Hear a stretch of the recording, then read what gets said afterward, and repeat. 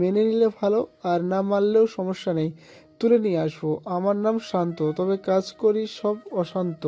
কথাগুলো বলেই ছেলেটি চলে গেল। রোদেলাকে কিছু বলার সময়টুকুও দিল না। রোদেলা অবাক হয়ে তাকিয়ে রইল। কি ঘটে গেল সে যেন বুঝে উঠতে পারল না। রোদেলার যখন হুঁশ এলো তখন হাতের গোলাপটার সঙ্গে সঙ্গে মাটিতে ফেলে দিল। তবে ওর পাশেই একটা মেয়ে এসে বলল, শান্ত ভাইয়ার নজর খুবই খারাপ। যেহেতু তোমার উপর নজর পড়েছে সেহেতু তোমাকে না পাওয়া অবধি তোমার পিছু ছাড়বে না। রোদেলার কায়া কেঁপে উঠল। রোদেলা সবসময় শান্তিপ্রিয় মানুষ, হুট করে এই রকম ঝামেলায় কি করে জড়িয়ে গেল? রোদেলার মনে ভয় চাপল। এটা নিয়ে কি তার মেজর সাহেবের সাথে আলাপ করা উচিত হবে? আচ্ছা, মেজর সাহেব তাকে ভুল বুঝবে না তো? রোদেলা চিন্তায় পড়ে গেল। এই কোন উটকো ঝামেলায় জড়িয়ে পড়ল সে? এটার পরিণতি কোথায়? রোদেলা সেসব চিন্তা করতে করতেই বাসার পথ ধরল। বাসায় এসে কাঁধের ব্যাগটা রেখে কান্না করল। রোদেলার এই স্বভাবটা গেল না।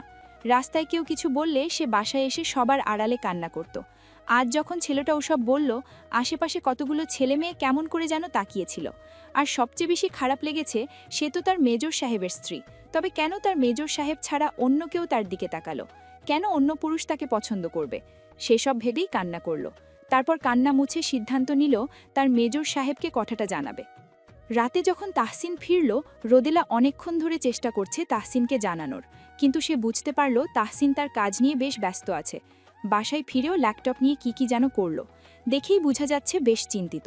তাই রোদেলা কথাটুকু বলার আর সাহস পেল না। রোদেলা ভাবল এই সমস্যাটা সে নিজেই সমাধান করবে, তাহসিনকে বাড়তি চিন্তার মধ্যে ফেলবে না বলেই ভেবে নিল। তাই তাহসিনকে আর কিছুই জানালো না। রোদেলা ভাবল আগামীকাল যেই সে ছেলেটাকে সে বলবে সে যে বিবাহিত, তার হাজবেন্ড আছে, তার দিকে যেন ভুল করেও না তাকায়, নইলে তার মেজর সাহেব তার খবর নিয়ে ছাড়বে। তার মাইমুনকে ডিস্টার্ব করা মোটেও মেজর সাহেব বরদাস্ত করবে না। পরের দিন রোদেলা সাহস করে কলেজে গেল। সেদিনও নিহা এলো না। শুনেছে নিহা তার বাবা মায়ের সাথে বেড়াতে গিয়েছে। কবে আসবে রোদেলা জানে না। রোদেলা ক্লাস শেষে ছেলেটাকে খুঁজল, তবে পেল না। সেদিনের মতো রোদেলার সাথে শান্তর দেখা হলো না। রোদেলারও জানানো হলো না সে যে বিবাহিত। মাঠ পেরিয়ে গেট দিয়ে যখন বেরোতে যাবে তখনই রোদেলার পা থেমে গেল। গেটের সামনে তাহসিন দাঁড়িয়ে আছে। তার জন্যই কি তবে অপেক্ষা করছে? হঠাৎ তাহসিনকে এখানে দেখে তার বোধগম্য হল না। তাহসিনের পরনে মর্যাদাপূর্ণ ইউনিফর্ম। ক্যাম্প থেকে সোজা এখানে এসেছে দেখেই বোঝা যাচ্ছে। রোদেলা গুটি গুটি পায়ে তাহসিনের দিকে এগিয়ে গেল। তাহসিন মুচকি হেসে বলল, কি কেমন সারপ্রাইজ দিলাম? রোদেলা বলল, আপনি এইখানে যে, মানে হঠাৎ? তোমাকে নিতে এলাম, কিছুক্ষণের জন্য ছুটি নিয়ে এলাম। সময়ের জন্য তোমাকে নিয়ে তো বেরো হতে পারিনি। তোমার বই কিনতে হবে তো, এই জন্য ভাবলাম আজই যাই, তোমাকেও নিয়ে আসি আর বইও কিনে দেই। খুশি হওনি? রোদেলা মৃদু হেসে বলল। হুম। তাহসিন তীক্ষ্ণ চোখে রোদেলাকে পরখ করল, তারপর বলল, তুমি কি কিছু নিয়ে চিন্তিত? রোদেলা অন্যদিকে তাকিয়ে ডানে বায়ে মাথা নাড়িয়ে মেকি হেসে বলল। না না। তাহসিনের চোখের দিকে তাকালো না, নইলে নির্ঘাত ধরা পড়ে যেত। রোদেলা যখন তাহসিনের সাথে কথা বলতে ব্যস্ত তখনই কোথা থেকে যেন শান্ত নামে ছেলেটির উদ্ভব হলো। সে রোদেলার সামনে এসে বলল। হাই রোদ পাখি, কেমন আছো? শান্তকে দেখে রোদেলার গলা শুকিয়ে গেল। একেতে তো তাহসিন সামনে দাঁড়িয়ে, আর দুয়েতে শান্ত তার সাথে এমনভাবে কথা বলছে যেন তারা খুব ভালো বন্ধু। রোদেলা এবার ভয় পেল, তাহসিন তাকে ভুল বুঝবে না তো? অন্যদিকে তাহসিন ছেলেটার দিকে তাকিয়ে ভ্রু কুচকাল। এরপর রোদেলাকে জিজ্ঞেস করল। উনি কে? রোদেলার গলা ফুঁড়ে কথা বেরোচ্ছে না। রোদেলা তোতলানো শুরু করল। ছেলেটা এবার তাহসিনের দিকে তাকালো। তাহসিনের পরনের পোশাক দেখেই সে বুঝে গেল তাহসিন যে আর্মির লোক। ছেলেটি তাহসিনের নেম প্লেটের দিকে তাকালো, যেখানে লেখা মেজর তাহসিন মাহমুদ। তা দেখে সে ঢোক গিলল। আশ্চর্যজনক ব্যাপার হলেও এটা সত্যি যে শান্তর ভয়ে সবাই গুটিয়ে থাকে, সে শান্ত তাহসিনকে দেখে ভয়ে গলা শুকাচ্ছে। তবুও মনে সাহস আনল, ভাবল তাহসিন হয়তো রোদেলার ভাই, তাই গলা খাকারি দিয়ে বলল। আসসালামু আলাইকুম ভাইজান, আমি শান্ত, রোদালার ফ্রেন্ড। শান্তর কথা শুনে রোদেলার চোখ বড় বড় হয়ে গেল। এইদিকে তাহসিনের কেমন যেন একটা খটকা লাগলো। তাহসিনের জানা মতে রোদেলার একটা ফ্রেন্ডই আছে, সে হচ্ছে নিহা। রোদেলা কোনো ছেলের সাথে বন্ধুত্ব পাতায়নি, তাও এমন বখাটে ছেলেপুলের সাথে প্রশ্নই ওঠে না। শান্তর কথাটা তাহসিনের বিশ্বাস হলো না, তাও সে রোদেলাকে শুধালো। এটা তোমার ফ্রেন্ড? রোদেলা ডানে বামে মাথা নাড়ল, যার অর্থ না। শান্ত হেসে বলল, আরে ভয় পাচ্ছ কেন? আচ্ছা, আমি ভাইজানকে বুঝিয়ে বলছি। ভাইজান, আসলে আমি রোদকে ভালোবাসি। বলতে পারেন আমরা দুজন দুজনকে ভালোবাসি। সোজা কথা হলো আমি আপনার বোনকে বিয়ে করতে চাই। আপনি ভাই হিসেবে জানার অধিকার রাখেন, তাই আপনাকে আগে জানিয়ে দিলাম। আপনি চাইলে আমার ফ্যামিলির সাথেও আপনাকে কথা বলিয়ে দেব। তবুও আমার বোনকে আমার চাই ভাইজান। তাহসিনের কথা শুনে রোদেলার চোখ যেন কোটর থেকে বেরিয়ে যাবে। শেষে কিনা তাহসিনকে তার ভাই বানিয়ে দিল। রোদেলা ভয়ার্ত চোখে তাহসিনের দিকে তাকালো। দেখল তাহসিন পকেটে হাত গুজে ছেলেটির দিকে শীতল দৃষ্টিতে তাকিয়ে আছে। রোদেলা মনে মনে ছেলেটিকে বলল, ওরে হাদারাম, তুই ভুল করছিস। এটা আমার ভাই না, এটা আমার বর। কিন্তু মুখে কিছু বলল না। তাহসিন ছেলেটির উদ্দেশ্যে বলল, তোমাকে যে ও ভালোবাসে তা কি ও নিজ মুখে বলেছে? শান্ত কনফিডেন্সের সাথে বলল। না ভাইজান, আসলে রোদ তো। এইটুকু বলতেই তাহসিন গমগমে কণ্ঠে বলল, এই ছেলে, ওর নাম রোদেলা। রোদেলা বলে ডাকতে পারলে ডাকো, নয়তো ডেকো না। রোদ শব্দটা জানো তোমার মুখে আর একবারও না শুনি। শান্ত ধমক খেয়ে ভয়ে মাথা নাড়ল। আমতা আমতা করে বলল, আসলে ভাইজান, রোদ না মানে রোদেলা তো খুব লাজুক, তাই ভালোবাসি কথাটা বলিনি। কিন্তু আমি ওকে আমার ভালোবাসার কথা জানিয়েছি, আর আমি জানি ও আমাকে ফেরাবে না। তাহসিন বুঝার ভঙ্গিতে মাথা নাড়ল। রোদেলার দিকে তাকিয়ে শীতল কণ্ঠে বলল, মাইমুন, তুমি তোমার মনের কথাটা স্পষ্ট জানিয়ে দাও তো, নইলে অনেকে ভুল ভাল ভেবে স্বপ্ন বুনবে। রোদেলা এবার সাহস পেল। স্পষ্ট কণ্ঠে বলল, আমার কি খেয়ে দেয়ে কাজ নেই আপনাকে ভালোবাসতে যাব? একবারও বলেছি নাকি? আপনি গতকাল প্রপোজাল দিয়েই উধাও। আমাকে তো কিছু বলার সময় অবধি দেননি, এখন আবার ভুলভাল কথা বলতে আসছেন। রোদেলার কথা শুনে শান্ত খিটমিট করতে লাগলো, যেন রোদেলাকে একা পেলে দেখে নিবে। তাহসিন ধমক দিয়ে উঠে বলল, ছেলে, কার সামনে কাকে চোখ রাঙাচ্ছ? জানো ওকে? তাহসিনের ধমক খেয়ে শান্ত চুপসে গেল। তাহসিন আলতো হাতে ছেলেটির উঁচানো শার্টের কলার নামিয়ে দিতে দিতে বলল, যাকে ভালোবাসি বলে মুখে ফেনা তুললে সে আসলে ম্যারিড। শান্ত অবাক চোখে তাহসিনের দিকে তাকালো। তাহসিন ময়লা ঝাড়ার মতো হাত ঝাড়তে ঝাড়তে বলল, শি ইজ মাই ওয়াইফ। শান্ত অবাক হয়ে বলল, সিরিয়াসলি? তাহসিন বলল, ইয়েস। নেক্সট টাইম থেকে আগে কারো সম্পর্কে ভালোভাবে জানবে, তারপর তাকে প্রপোজাল দিতে যাবে। ঠিক আছে ছোট ভাইয়া? এবার রোদেলা বলল, গতকাল আপনি আমাকে কিছুই বলার সুযোগ দেননি, সেই জন্যই আমি আজ আপনাকে খুঁজছিলাম, সবটা জানানোর জন্য, আপনার যে ভুল হচ্ছে তা জানানোর জন্য, কিন্তু আপনাকে খুঁজেই পাইনি। তাহসিন শান্তর উদ্দেশ্যে বলল, ভুলটা না জেনে করেছো তাই কিছু বললাম না। এখন তো জানো মাইমুন ঠিক কার ওয়াইফ। আশা করি এবার থেকে মাইমুনের দিকে চোখ তুলে তাকাতে 100 বার ভাববে। আর এর পরও যদি ওকে কোনো প্রকার ডিস্টার্ব করতে আসো, তবে এর ফল ভালো হবে না। সে তুমি কলেজে যতই বখাটেপনা করে বেড়াও না কেন। আই থিঙ্ক আমি তোমাকে বোঝাতে পেরেছি। কি পারিনি? শান্ত ততলিয়ে বলল। জি জি ভাইয়া। রোদেলার দিকে তাকিয়ে বলল, সরি ভাবি, আমি আসলে বুঝতে পারিনি, মাফ করে দিবেন। রোদেলা পুরো হা হয়ে গেল। যে ছেলে কিনা পুরো কলেজে দাপট নিয়ে চলে, সে এমন ভয় পেল। শান্ত তাহসিনের দিকে তাকিয়ে বলল, ভাইয়া, আমি আসলে সরি, আমি বুঝতে পারিনি, ভুল হয়েছে। আর কখনোই ভাবির দিকে চোখ তুলে তাকাবো না। ভাবি তো মায়ের সমান, তাই আমি ওনাকে আজ থেকে মায়ের মতো সম্মান করব। আসি ভাইয়া, আসসালাম আলাইকুম। শান্ত চলে গেল। সে আসলে বেশ ভয় পেয়েছে। শান্ত জানে সেনাবাহিনীর লোকেরা কতটা কঠোর। এই মেজরের সামনে তো সে চুনোপুটি। তাহসিন চাইলেই তার বিরুদ্ধে যা ইচ্ছে করতে পারবে। শুধু শুধু সেনাবাহিনীর লোকেদের সাথে না লাগাই ভালো। এখন থেকে যত পারবে সে রোদেলার থেকে দূরে থাকবে। যদি ভুলক্রমে দেখাও হয়ে যায়, মাথা নিচু করে রাখবে। শান্ত যাওয়ার পর তাহসিন রোদেলার দিকে তাকালো, বলল, এত কিছু হয়েছে, তুমি আমাকে কিচ্ছু জানালে না কেন? রোদেলা মাথা নিচু করে বলল, আমি ভেবেছি আপনাকে জানাবো, গত রাতেই জানাতাম, কিন্তু গত রাতে আমি দেখলাম আপনি কাজ নিয়ে ভীষণ ব্যস্ত, তাই জানাতে পারিনি। আর আমার ভয়ও করছিল আপনাকে জানালে যদি আমায় ভুল বোঝেন আপনি। তাহসিন রোদেলার হাত ধরে বলল, এতদিনে তুমি আমাকে এই চিনলে? ভুল বুঝবো কেন? তোমার প্রতি আমার সম্পূর্ণ আস্থা আছে মাইমুন। তাই যখনই যেখানে যাই ঘটুক না কেন, তুমি নির্দ্বিধায় আমাকে জানাবে, সে আমি যতই ব্যস্ত থাকি না কেন। মাথায় রাখবে, তোমার মাহমুদ সাহেব অলওয়েজ তোমার পাশে আছে এবং থাকবে। বোঝাতে পেরেছি? রোদেলা উপর নিচ মাথা নাড়ল, যার অর্থ হ্যাঁ। সে মুগ্ধ চোখে তাহসিনের দিকে তাকালো আর ভাবল কতটা ভাগ্য করে সে এই রকম একটা মানুষকে জীবনসঙ্গী হিসেবে পেয়েছে। তাহসিন বলল, হয়েছে, এবার চলো। এই রকম পাবলিক প্লেসে এভাবে তাকিয়ে থাকতে হবে না। বাসায় গেলে যতক্ষণ ইচ্ছে ততক্ষণ তাকিয়ে থেকো, আমি মাইন্ড করব না। রোদেলা লজ্জা পেয়ে মাথা নিচু করে ঠোঁট কামড়ে হেসে ফেলল। তাহসিনও হাসল। তাহসিন রোদেলাকে এখানকারই একটা লাইব্রেরিতে নিয়ে গেল। রোদেলার একাডেমিক বই কিনে তারপর দুটো উপন্যাসের বইও কিনে দিল। রোদেলার শ্বশুরমশাই যে উপন্যাসের বইগুলো কিনে দিয়েছিলেন ওইগুলো পড়া শেষ, তাই তাহসিন এখন দুটো কিনে দিল। বেশি কিনে দিলে পড়া রেখে রোদেলা উপন্যাসের বইই পড়তে থাকবে, তাই দুটো কিনে দিল। ফেরার সময় রোদেলাকে আইসক্রিম পার্লার থেকে আইসক্রিম কিনে দিতেও ভুলল না। রোদেলাকে কোয়ার্টারে রেখে এসে সে রোদেলার কলেজের প্রিন্সিপাল স্যারের সাথে ফোনে কথা বলল। শান্ত নামের ছেলেটার নামে কমপ্লেন ঢুকল। স্যার তাহসিনকে আশ্বাস দিলেন রোদেলাকে ওই ছেলে আর কোনো ডিস্টার্ব করবে না, সে দায়িত্ব ওনার। তাহসিন যেন নিশ্চিন্তে থাকে। কথা সেরে তাহসিন সিনিয়র অফিসারের রুমে গেল। জরুরি মিটিংয়ে এক্সিকিউট করতে হবে, কারণ কয়েকদিন বাদেই মিশন আছে। বেশ ব্যস্ততায় দিন কাটবে আগামী কয়েকটি দিন। তবে ভাগ্য ভালো মাইমুন এখন তার কাছে আছে, অন্তত রাতে একবার হলেও তো তাকে দেখবে, দুটো কথা বলার সুযোগ পাবে। নয়তো দূরে থাকলে সে তো এই ব্যস্ততা নিয়ে কতই না অভিমান করত, তা বলারই অত্যা নেই। কেটে গেল আরও কিছুদিন। নীরবে উল্টে গেল ক্যালেন্ডারের পাতা, জানান দিল নতুন মাসের।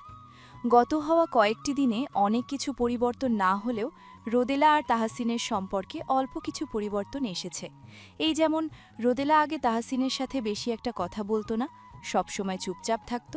তাহসিনের সাথে কথা বলতে গেলে তার কেমন একটা জড়তা কাজ করত, কিন্তু এখন আর সেই জড়তা কাজ করে না। তাহসিন আর তার সম্পর্ক অনেকটা বন্ধুর মতো হয়ে গিয়েছে। রোদেলা তো এখন তাহসিনের সাথে অনেক গল্প করে। তাদের বয়সের পার্থক্য যে এতটা, এখন আর সেটা অনুভবই হয় না। তাহসিন কেমন বন্ধুর মতোই রোদেলার সাথে আচরণ করে। রোদেলার ভালো লাগা খারাপ লাগা সবটার খোঁজ তাহসিন রাখে। এখানে না আসলে হয়তো রোদেলা তাহসিনের এই বন্ধুত্বপূর্ণ ব্যক্তিত্ব সম্পর্কে জানতই না। সে তো মনে মনে তার শ্বশুর শাশুড়িকে হাজারবার ধন্যবাদ জানায়। তারা যদি জোর করে তাকে এখানে না পাঠাতো, তবে তো তাদের সম্পর্ক ওই অভিমান অবধিই ঠেকে থাকত। বন্ধুত্বপূর্ণ সম্পর্ক কি আর হতো? তখন মধ্যরাত। রোদেলা তাহসিনের জন্য অপেক্ষা করছে। এতগুলো দিন এখানে এসেছে, এই অবধি তাহসিন এতটা দেরি কখনো করেনি। রোদেলার টেনশন বাড়ছে। তাহসিন যাওয়ার পূর্বেই বলে গিয়েছে আজ নাকি কিসের মিশন আছে পাহাড়ি অঞ্চলের দিকে, তাই ফিরতে একটু লেট হতে পারে। এটা নিয়েই এতদিন তাহসিন বেশ ব্যস্ত ছিল। আজ ভোরেই বেরোলো। রোদেলাকে জানিয়ে গেল ফিরতে কিছুটা দেরি হতে পারে। তবে এতটা যে দেরি হবে তা রোদেলা বুঝতে পারেনি। চিন্তিত হয়েই যে ফোন হাতে নিল। বার কয়েক তাহসিনের নম্বর ডায়াল করে ফোন ঢোকালো, কিন্তু তাহসিনের ফোন অফ। এই জন্য তাহসিনের টেনশন আরও বাড়ছে। রাত 3:28, অথচ তাহসিন এখনও বাসায় ফিরেনি। রোদেলা এবার নামাজে দাঁড়ালো। তাহাজ্জুদ নামাজ পড়ল। দুই হাত তুলে সৃষ্টিকর্তার কাছে তাহসিনের সুস্থতা এবং বিপদ মুক্তির ফরিয়াদ করল। যেন তাহসিন সুস্থভাবে বাসায় ফিরে আসে, সে দোয়াই করল। ফজরের আজান পড়েছে। সে ফজরের নামাজ পড়ে তাহসিনের জন্য অপেক্ষা করতে থাকল। বাসায় এখন এই খবরটা জানায়নি, নয়তো তার শ্বশুর শাশুড়ি চিন্তা করবেন। রোদেলা কি করবে বুঝে উঠতে পারল না। এখানে তার তেমন কেউ চেনা জানা নেই। তাহসিন কখনো কারোর সাথে পরিচয় করিয়ে দেয়নি। রোদেলা একবার ভাবল তাহসিনের ক্যাম্পে যাবে, পরে আবার মনে পড়ল তাহসিন বারবার করে তাকে নিষেধ করেছে একা একা যেন কখনোই ক্যাম্পের আশেপাশেও না আসে। তাই রোদেলা আপাতত গেল না। রোদেলা জানালার পাশে দাঁড়িয়ে তাহসিনের পথ চেয়ে আছে। ভোরের আলো ফুটতে শুরু করেছে। গত রাত থেকে সে এক ফোঁটা পানিও মুখে নেয়নি, এমনকি একটুখানি ঘুমায়ওনি। কান্না করতে করতে চোখ ফুলিয়ে ফেলেছে। তাকে সামলানোর মতো যে কেউ নেই। সে জানে তাহসিন জীবনের কতটা ঝুঁকি নিয়ে দেশের জন্য কাজ করে যায়। সেটা ভেবেই রোদেলার ভয়ে ঝেঁকে ধরেছে। তাহসিন ঠিক আছে তো? রোদেলা বাহিরের দিকে তাকিয়েই রইল। কান্না করতে করতে তার শ্বাস নিতে যেন কষ্ট হচ্ছে। একটা সময় এসে সে বিছানাতে একটুখানি পিঠ লাগালো। বিছানাতে পিঠ লাগাতেই যেন তার শরীরটা কেমন ছেড়ে দিল। চোখ খিচে সে বন্ধ করে রাখল। একটা সময় অচেতন হয়ে গেল। ঠিক কতটা সময় এভাবে কাটল তার রোদেলার জানা নেই। যখন জ্ঞান ফিরল তখন নিজেকে বিছানাতেই আবিষ্কার করল। চোখ নিভু নিভু করে খুলে বিড়বিড়িয়ে তাহসিনকেই ডেকে উঠল। মাহমুদ সাহেব, আমার মাহমুদ সাহেব কোথায়? আমার তাকে এক্ষুনি চাই, এক্ষুনি চাই। এইরকম করে বিড়বিড় করতে থাকলে কেউ তার হাতখানা ধরে বলল, কুল মাইমুন কুল, এইটুকু সময়ের মধ্যে কি করেছো নিজের? রোদেলা পাশ ফিরে তাকিয়ে দেখল তাহসিন তার পাশেই বসে আছে। তাহসিনের পরনে এখনও তার ইউনিফর্মই। রোদেলা আর কিছু না ভেবে দুর্বল শরীরে তাহসিনকে ঝাপটে ধরল। কান্না করতে করতে হেঁচকি তুলে ফেলল। কোথায় ছিলেন আপনি? ঠিক আছেন তো? জানেন কতটা টেনশন হচ্ছিল আমার। বলল। তাহাসিন চোখ খিচে রোদেলার মাথায় হাত বুলিয়ে দিল। রোদেলা কান্নায় এতটা বিভোর ছিল যে তাহাসিনের বুকে মাথা রেখে কাঁদছে, সে বুকেরই ক্ষত জায়গা থেকে রক্ত পড়ছে সেটা রোদেলা খেয়াল করেনি। একটা সময় একটুখানি ভেজা ভেজা অনুভূত হতেই রোদেলা খেয়াল করল আর আঁতকে উঠল। তাহাসিন বলল। ঘাবড়িও না, কিচ্ছু হয়নি। রোদেলা তোতলে বলে উঠল। রক্ত। তো কি হয়েছে? সামান্য একটু কেটেছে। শুনো, তুমি কিন্তু একজন মেজরের ওয়াইফ, সো এসব যে কোনো সময় দেখতে প্রস্তুত থাকবে, একদম ভয় পাবে না। আর দেখো তো, কেঁদে কুটে নিজের কি অবস্থাটাই না করেছো। এতটা ভীতু কেন তুমি, হ্যাঁ? রোদেলা সেসব কথায় কানও দিল না। তার নজর তো তাহাসিনের শার্টের বোতামের ভাগ গলিয়ে রক্ত পড়ছে সেখানেই।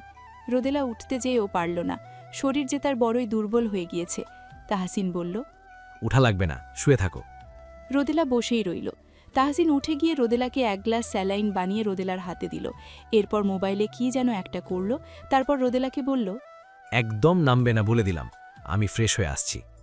তাহাসিন পোশাক নিয়ে ওয়াশরুমে গেল। রোদেলা সেদিকেই তাকিয়ে রইল। কিছুক্ষণের মাঝে তাহাসিন ট্রাউজার পরে বেরিয়ে এলো। এরপর ড্রয়ার থেকে ফার্স্ট এড বক্স নিয়ে বিছানায় এসে বসল। হেক্সিসল তুলোতুমিয়ে বুকের যে অংশটাতে কেটে গিয়েছে সেখানে লাগালো। এরপর সেখানে ব্যান্ডেজ করে ডান হাতেও লাগিয়ে ব্যান্ডেজ করে নিল।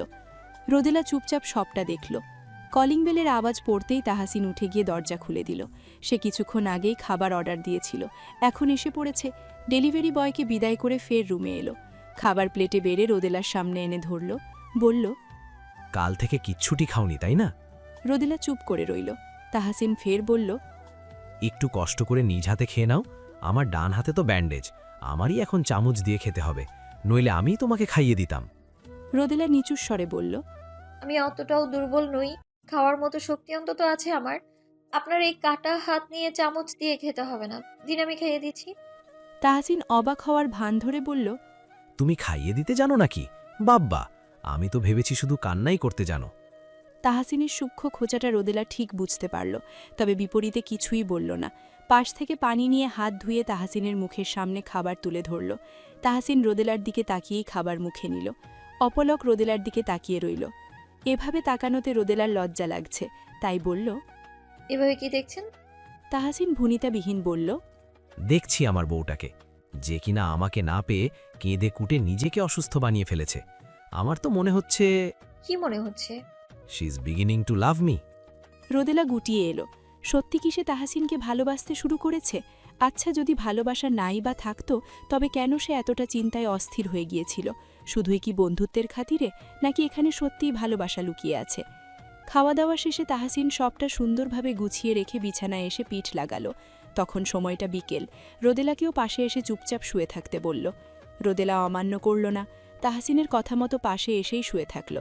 তাহাসিন বলল। আমার মাথাটা না খুব ব্যথা করছে, একটু হাত বুলিয়ে দেবে? রোদেলা উঠে বসল।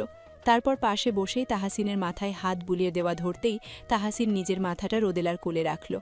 রোদেলা হাঁ করে তাহাসিনের দিকে তাকিয়ে রইল। তাহাসিন তাড়া দিল, বলল। কি হলো? রোদেলা বলল।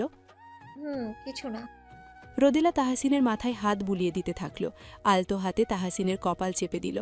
রোদেলা তাহাসিনকে জিজ্ঞেস করল। গত রাত থেকে পুরো ঘটনাটা বলবেন একটু? তাহাসিন বলল। গতকাল বলে গিয়েছিলাম না একটা মিশন আছে, তো আমাদের টিম মেম্বারদের নিয়ে সেখানে যাই। একটা মেম্বারের একটুখানি ভুলের জন্য টেরোরিস্টসরা আঁচ পেয়ে যায়। ঘটনার এক পর্যায়ে হাতাহাতি হয়, এরপর ওদেরকে ধরতে আমরা সক্ষম হই। একটু মারামারি হওয়ার সময় আমার হাত কেটে যায় আর বুকে আঘাত লাগে। এরকম টুকটাক ব্যথা সবাই পেয়েছে, আর এতে ঘাবড়ানোর কিচ্ছু নেই। এইরকম ছোটোখাটো ক্ষত আরও অনেক বাড়ি হয়েছে। ওখানে নেটওয়ার্ক পাওয়া যায় না, পাহাড়ি অঞ্চল তো, তার জন্য, বুঝেছ? এই জন্যই গতরাত্রে আমি তোমাকে কল দিয়ে জানাতে পারিনি যে গতরাত্রে ফিরতে পারবো না। সকল কাজ মিটিয়ে আজ দুপুরেই বাসায় ফিরলাম। কয়েকবার বেল বাজানোর পরেও যখন দেখি দরজা খুলছ না, তখন ডুপ্লিকেট চাবি দিয়ে দরজা খুলে ভেতরে আসি, আর রুমে এসে দেখি তুমি এলোমেলোভাবে বিছানায় পড়ে আছো। কাছে যেয়ে ডাকতেই বুঝতে পারি সেন্সলেস হয়ে আছো।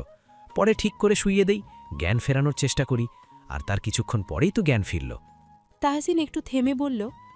এতটা টেনশন করো কেন আমার জন্য তুমি?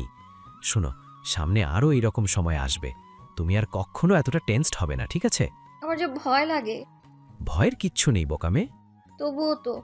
তবুও তো কি? হ্যাঁ, যদি এইরকম করো তবে আমি তোমাকে বাসা লিখে আসবো, কিন্তু এখানে একা একা থাকার দরকার নেই।